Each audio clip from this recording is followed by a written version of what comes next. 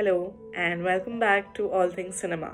And today I'm going to do a mini review of the very famous and popular 2014 Malayalam movie Bangalore Days. Bangalore Days will always have a very special place in my heart because it was the first ever Malayalam movie that I saw way back in 2016.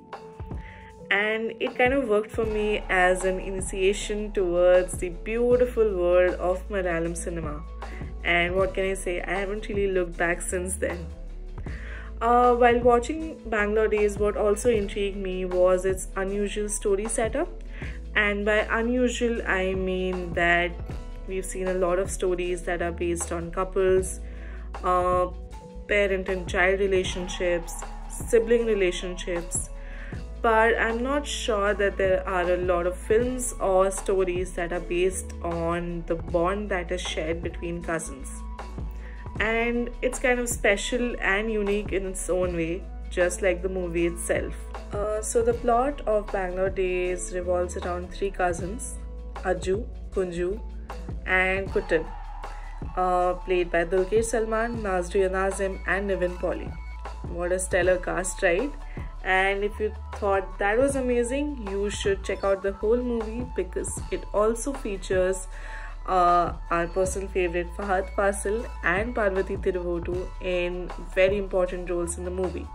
The movie also features a small but very important cameo by Nitya Menon. Overall, Bangalore Days is basically the ensemble that dreams are made of. The story of Bangalore Days is essentially a coming-of-age rom-com which is written and directed by Anjali Menon, who makes sure that every character has a proper story arc and every actor is given equal amount of screen time, including the supporting actors.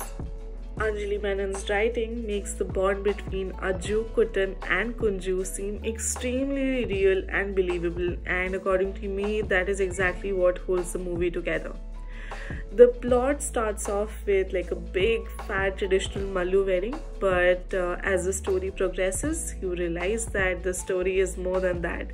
It's about the characters and their struggles with self-doubt and self-love, and essentially how all these three cousins come together and help each other out in times of need, and how they're always together and just sticking up for each other in times of need.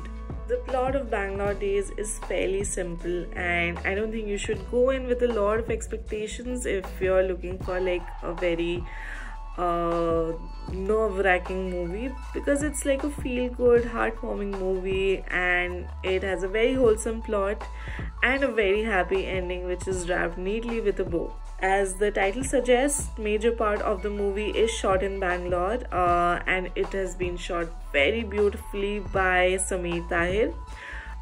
It was also very refreshing for me to see that Bangalore was not really showed in its glorified version, and it was depicted in its natural and completely raw and chaotic nature.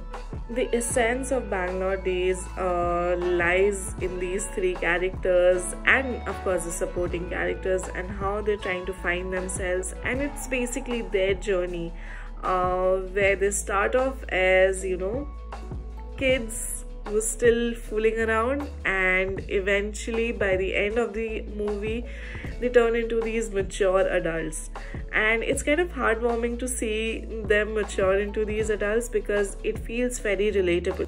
What also works for Bangalore Days is its soundtrack, which is composed by Gopi Sundar.